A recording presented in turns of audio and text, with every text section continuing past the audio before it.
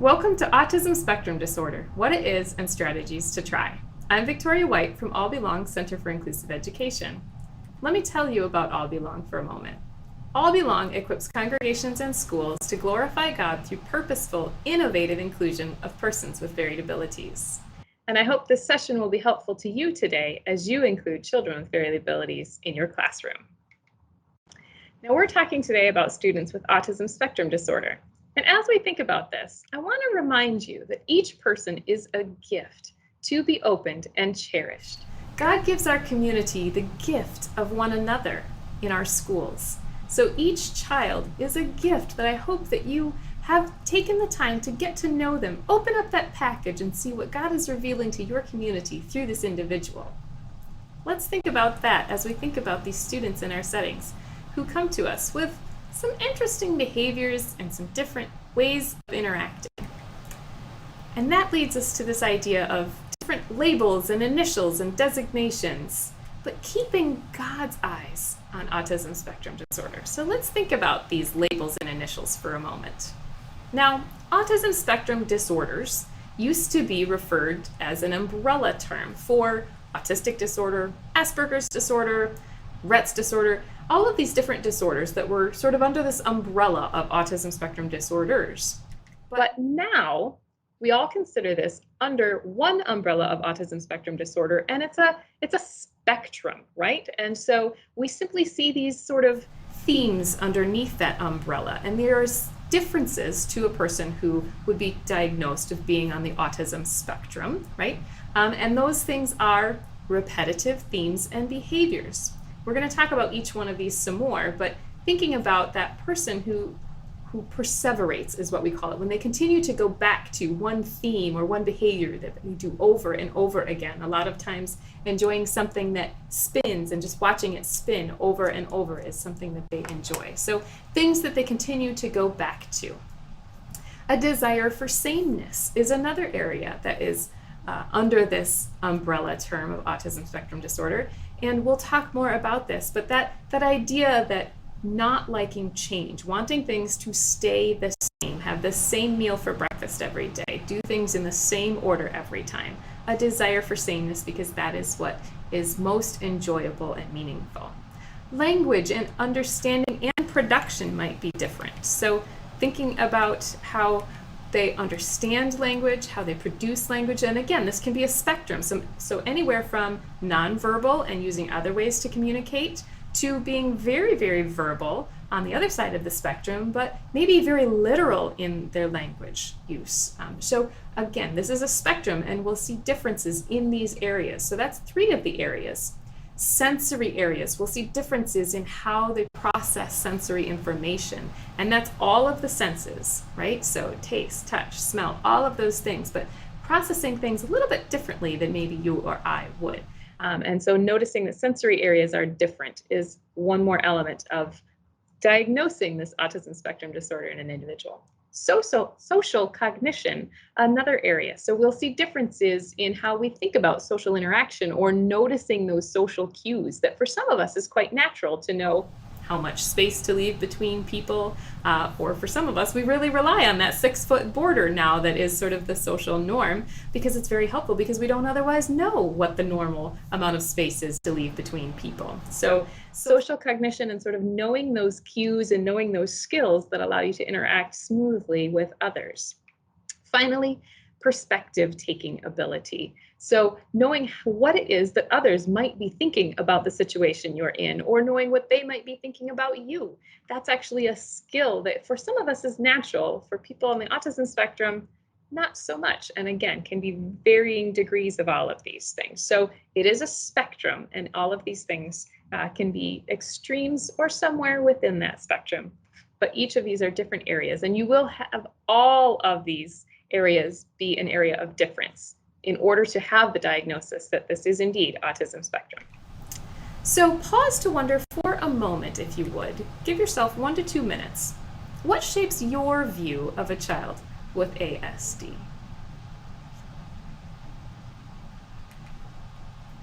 Now, as we think about our views of children with ASD and God's view of a child as a gift who may happen to have autism spectrum disorder, let's think about what that looks like as we interact in our classroom. So here are some ideas to try. And as I get started, I'll go through each of those areas of difference, starting with repetitive themes and behaviors. I want to give you a little insight, though, that there is a difference between obsessive compulsive disorder and autism spectrum disorder. Obsessive compulsive disorder goes back and does things repetitively, almost as a slave to those activities, and it's very anxiety ridden. Whereas in autism spectrum disorder, those repetitive behaviors or themes are extremely joy-filled, and there's great meaning and gladness in doing it. So, for example, the student I had that loved to open and close doors didn't do it because he was afraid that if it wasn't latched all the way, he wasn't safe and had to latch it 3 times. No. This student just loved to have the door be closing. And so he would run up and watch it close. And then if someone walked through the door and it opened again, everything had to stop. He wanted to go up and watch the door close again. And he'd look at me to see if he could open it one last time, just so he'd get to watch it close again, right? So just the delight in repeating that activity. So can we use these sorts of things in our classroom as a strategy? Absolutely. That person is probably an expert in that thing that they do over and over and over again, or that Star Trek show that they watch every episode and memorize every detail of. So can you incorporate them into the learning environment of your classroom? Could you interview them sometime to share about that area that they're such an expert in? Can you use that area of interest, whether it's computers or video games or trains or butterflies? Can you use them as an expert somehow? Can you incorporate in your lesson plans and in the way that you present your activities that they get to engage in it through an avenue of something they are already interested in? For example, you can pair a task with an area of interest. So put those math facts on a paper decorated with trains, or have your book report be like a battle plan for that one who is absolutely enamored with World War II facts, right? Introduce a new concept by singing a song that contains that word. You could try having that child hold a football or another favorite object during that fire drill you know is coming. So have a moment to be prepared for that, right? Again, just pairing that area of interest with the task that needs to get done. Sometimes it means putting boundaries around a topic because that student wants to continually go back to that topic when you need to move on to something else. That's where I want to show you the power of a sticky note pad. You can write down those ideas and stick them, and now you can say, we're going to come back to that when it's time to pick up that idea again, right? But it's stuck down for right now. Or how about maybe it needs to be put in a box and put that box in the closet, or set it in the locker or in the backpack, right? That it's not time to think about that right now. So we're literally going to write it down and put it in a container and set it aside until it's time to get that out at snack time or recess or what have you. So a visual, a concrete way of taking those ideas that they want to continually go back to and containing them for later. But making it concrete can be very, very helpful. How about this area of this desire for sameness, right? That routine is everything. Visual schedules are a great tool. Do you have up on your wall what's happening and in what order? And can they see that, not just in words, but in pictures? Again, thinking about some of the language needs as well, right? There is a great app. If you look on your handout, you'll see bvisual.com shows an app called ChoiceWorks where you can do this all in a digital app as well. But I also recommend having things in your classroom just so that you have, again, concrete things that allow you to do this. One of those is called a first-then schedule. So what are we doing first and what are we doing second? And you can just put it in a clear plastic folder, or you can laminate it, and that allows you to keep the items, the objects of what's happening first and next, and just stick them on with poster putty, right? So just narrowing it down to 2 things on the schedule. Sometimes this is very, very helpful for a student to just narrow it down so that you're not looking at the whole schedule of all the things to come, just what's happening now and what's happening next. Maybe you use this as a reward system of we finish this, then we get to do this, but not always, right? This isn't just for rewards. This is simply narrowing down that schedule to 2 things, to say first we do this and then we'll do this, and then you can move on. And so once you've done this and you're moving on to another item, then now it's time to put this one here and we put a new thing in the next column. So the first then schedule, or the 1-2 schedule, can be a very helpful tool. Sometimes you want a real object schedule. You want to use something that actually has real objects Velcroed to it. And so if you have painting is coming up next, you have an actual paintbrush stuck there on the schedule. Maybe you need to use something like an apron or a piece of material where all of the schedule is stuck with Velcro on it like this, and you can rearrange it, right? Because if we have children that desire sameness and we have to change things, that can be what's very disorienting. So allowing them to see and to perceive some control over what's happening.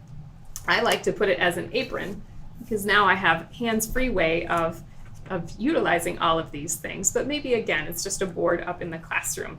And you can use, again, real objects stuck with Velcro onto this tempo loop fabric that is actually the kind of fabric that's on the ceiling of every car, and you can order it from various places. But it's wonderful stuff. And if you don't want to be as fashionistic as I am with an apron, you could try even putting it on a stick. Now this makes it smaller, but again, you can have things in the order and you can change things around. You can take them off as you complete each activity. So just a few different ways that you can think about having things as a visual schedule. Now, maybe you need something like a speech button or a speech assistive device to help you with this. Again, that ChoiceWorks app is a great way to do it, but maybe you just need a speech button, and it's just option B is what's happening now, right? Again, just using some Velcro to stick it on here. And if we're going to choose option B, then it's going to tell us what option B is or what segment B is that's happening in our schedule. So a couple of tools for you to think about utilizing in that scenario. Something else you might want to try is called binder schedule, so that you have a binder for a typical day and a different kind of day, or you can just easily slip in pages, right? So these are the pages for the first thing we do each day, the second thing we do each day, but in this day, we have to slip in a different one, right? So here's the first thing we do today, but right away now there's a different page. But because it's in their binder, again, it's something still familiar, it's in a format that is familiar and has that sameness to it. So presenting the schedule in a way that's consistent but allows you to enter in those changes as you need to. Because making changes to the schedule can be extremely stressful for an individual with autism. So giving that advanced preparation and that warning is extremely kind and helpful. Are you warning them about how much time is left? And you're saying, well, we have 10 minutes left for this lesson, but this person may not have a great perception of what time means or what it looks like. Again, that idea of concrete things. Can you use a time timer to show what 10 minutes looks like when it disappears? They have an app. If you go to timetimer.com, you'll see all sorts of different varieties of timers. There's also one called a traffic light timer that I enjoy because you have the green when you're sort of actively engaged in that time, but then it will flash yellow to tell you, ooh, slow down, get ready to stop doing the activity, and then it will beep and flash red when the activity is over and it's time to stop. And this can be a helpful tool for some kids, particularly if maybe traffic lights are that thing that they like to go back to over and over again, right? So another great way just to perceive time in a non-threatening way, in a way that helps them prepare for that transition to something that's coming up next. Another great tool for preparing them for what's coming next, or even for coming to school or a new lesson, is a social story, a school welcome story, we call it. For example, here's Chaz's story. He says, "My name's Chaz. I want to tell you about my school." And of course, we have a picture of him, and now we have a picture of his school. Here's my school. It's called Holy Family Catholic School, right? So just a picture of the building. This is a calendar. It shows what day I get to start school. I might have times to visit my school before I start, but this will be my first day of school. So, giving enough detail that it relates to what he's going to be expected to do, where he's going to go. Highly suggest you involve pictures of the people that you're going to encounter, what your classmates might be doing, some of the activities you'll do, all of these things to give information and context so that any of those things that are changing in the schedule have been given some warning. And key to that is using the words usually and sometimes so that you're not locked into certain bits of information that have to be exactly followed, or you might have some issues. And we'll talk more about that soon. But something besides maybe creating a book or a story would be to use some video modeling. This is a great tool that a lot of educators are jumping onto. It's not too hard to get some video of some students doing an activity the way that you want this student to engage in doing it, so that they are modeling it for them. So literally just setting up little scenes, even 30-second scenes of here's how this is going to go, here's what we're going to do, and then that student can watch that video over and over and over again to be prepared for what they're getting into. Just like you might watch a preview video of a summer camp you're going to go to or a hotel you're going to go to before you go there, right? That idea of modeling it and providing that information ahead of time. Another key to this is to have great transition routines. So creating a routine that you always do this and then this before you do this, right? Some classrooms have a transition chair. Everybody goes to this chair before they go on to a new activity. And that just helps them to reset for a moment. This is the routine they have. So, time to go to the transition chair. And that way the children know that it's time to move on to a new activity. In high school even, right? How helpful is it to have just 5 minutes to transition? Go, and there's a routine of you stop at your locker, you exchange your books, and you move on to your next class, right? What else do you do in that time? Creating a routine so that you have something that is consistent in those times where you're transitioning from one activity to the next. Something that can be helpful in doing that is carrying an object. So sometimes that means needing some purpose to go from one place to the next. And sometimes it's just that, again, that familiar, holding something familiar that is enjoyable to you and carrying something consistent with you. Been working with some kids that would always ask for a gift or a toy or something when they were in a new environment and thought, well, that's really rude. Why do they keep asking for gifts? Come to realize it's something that allows them to carry through and to remember and to have consistency from one environment to the next. So needing an object to go with them was what that was all about. So carrying an object, also a great way to help through those transitions that might otherwise be a little bit tough. Now the area of language has come up a couple of times already. Let's spend a little bit of time thinking about that. Again, right, a spectrum all the way from nonverbal to maybe being highly verbal, but interpreting language a little bit differently. So literal can be a very key aspect of this. So if you're going to say that mass is from 10 to 10:15 at school in this chapel setting or what have you, and you are running 5 minutes late, you might end up with this student saying, it's 10:05, it's 10:05 and we're not in mass, right? You might end up with some issues happening there. So can you note, usually mass is from 10 until 10:15. Again, that usually, those sometimes, or not having times at all, just having an order of things can be very helpful, right? So thinking about our wording. What about our Christian language? How often might we have a student that takes things quite literally and we say, give your heart to Jesus, and now they run out of the building terrified? Can we think about some of the language we're using in teaching about our Christian faith? There's a great book called How Can God Be a Rock, written by a woman and her son who happens to have autism, to help to think through some of the idioms that we do use in the Bible and in our Christian language. So encourage you to think about those phrases that you might use that could use some explanation for some students who might interpret language a little bit differently. Another great strategy for that language interpretation is to create a dictionary and really just take a journal so that you can write down in that the words or phrases that are confusing to them or that they don't understand, and create a dictionary just for them that helps to explain, and that way they can write it down, have a place to go without creating a scene in the moment, right? Just write it in that dictionary journal and we'll go back and we'll fill that in and we'll teach about what that means. And maybe this is going to help the rest of the class too, and you're going to take note of what were the phrases today that our friend wrote down. Let's go in tomorrow and start with those ideas before we move on to any new concepts to make sure that everybody understands what it is that we are talking about. Sometimes we just need less. Sometimes fewer words is more powerful. So sometimes limiting the verbal interaction is what needs to happen because an overuse of words is just overwhelming and then the message gets lost, right? That's where it can be very important to use direct statements and just say, we will do this, right? Limiting how much you're describing all of the details or what have you, and just keeping your words intentional and focused to keep everything direct. So here's a question for you. Could you pause for a moment to think, how is your language being received? Now, a final word on language. A key to things can sometimes be saying what you want the individual to do, leaving out those don'ts.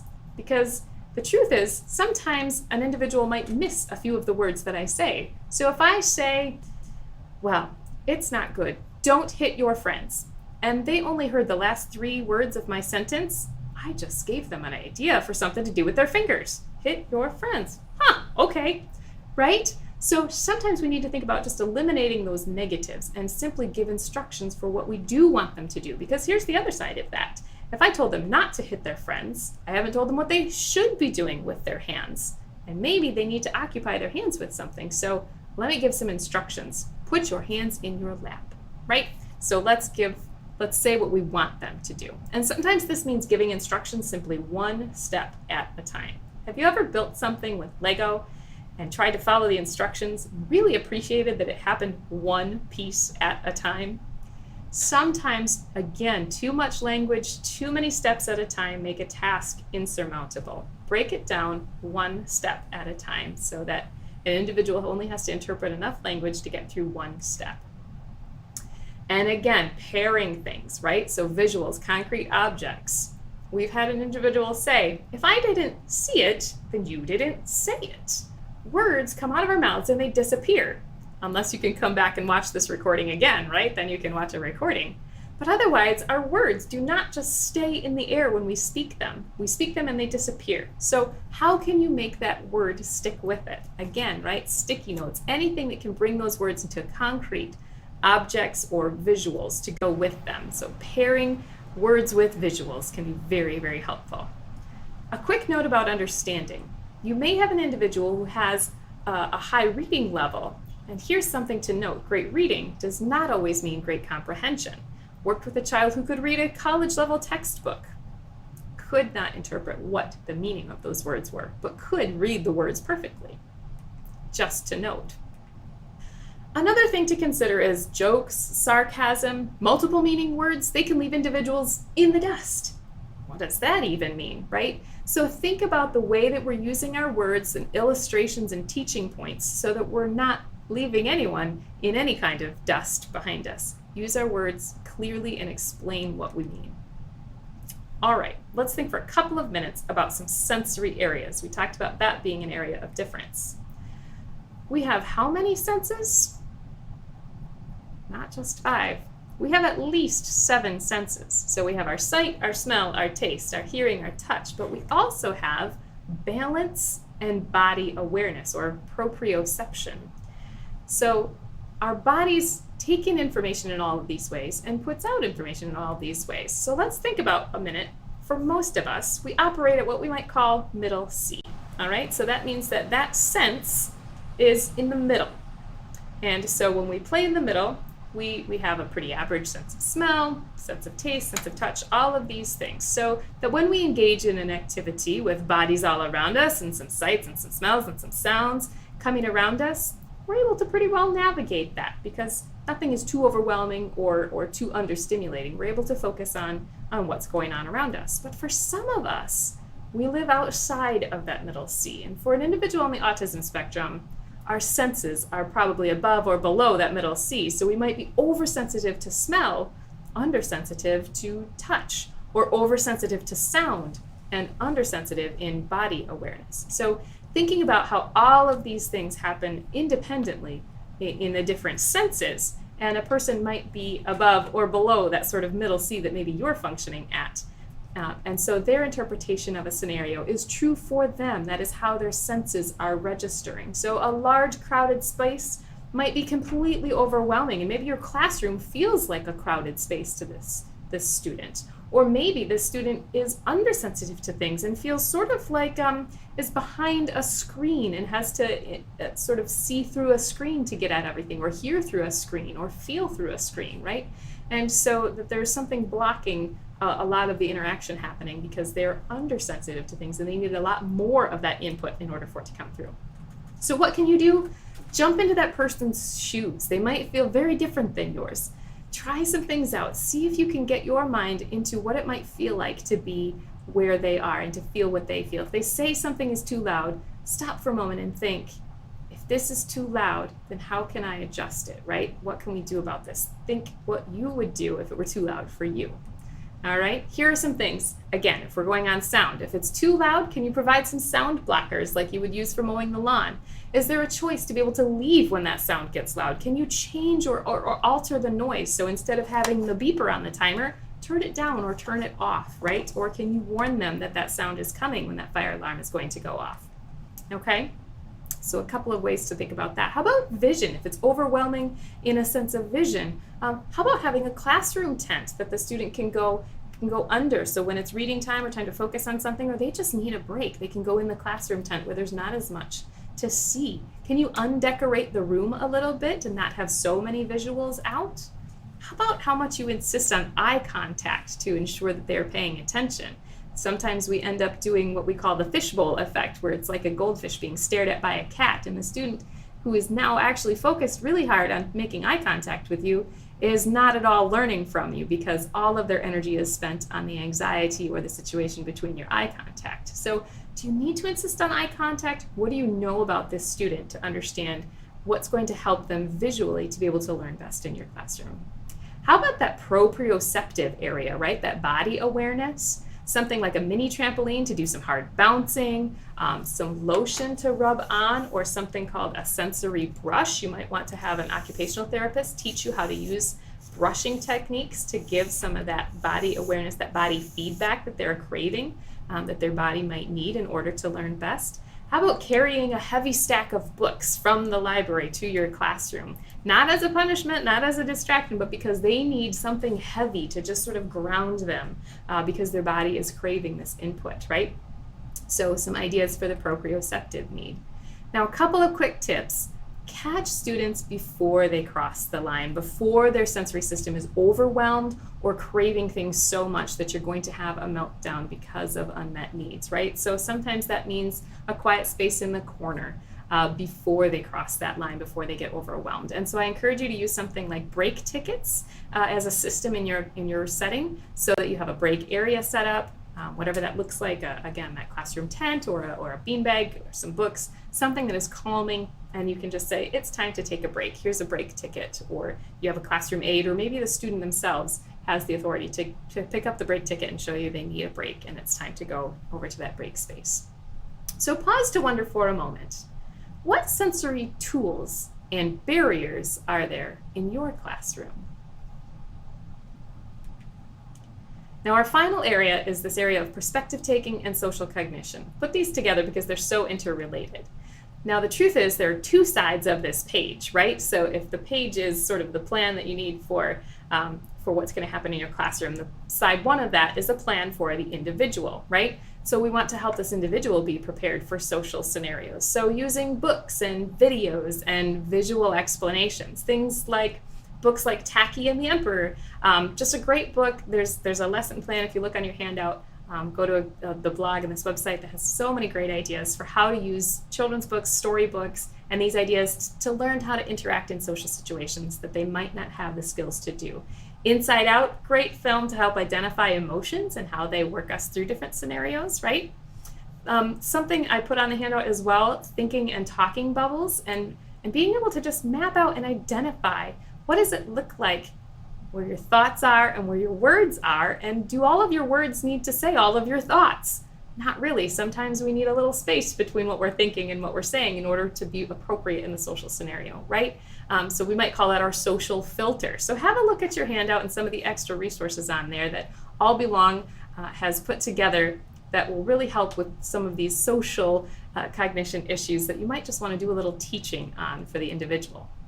Role playing is a great way to do some of that teaching, right? So what can you do to take on a different role so that maybe you're the role of the student and they're the role of a friend, or things like that? How can you role play together to teach some of these activities and these behaviors? Again, play detective. What do you need to learn about the individual, what it is they're struggling with? Can they play detective and learn what was it that they missed in that social situation when it went so wrongly? Can you just play detective about a situation and then go back and learn more about it? Use those social and informational stories, that school welcome story, and all the different adaptations you can use from that, right? Giving information helps to set them up for success, not just to expect what is coming at them, but how they can interact in that scenario. Sometimes it's helpful to just draw a picture. Get out your stick figure art and draw the situation and what was happening to help to see and identify how they can react and to choose how to interact in the social situation. You know, make their comic book for how they're going to interact in this the next time they go to interact with friends. And here's a quick note. Emotions may not match the face. worked with a student, tears streaming down his face, and he just kept saying, I'm happy, I'm happy. And he really was, but he was crying, right? Just an odd thing in persons with autism spectrum disorder. Things don't always match up. So don't be watching the facial expressions too closely for interpreting how things are going in their social or their emotional state.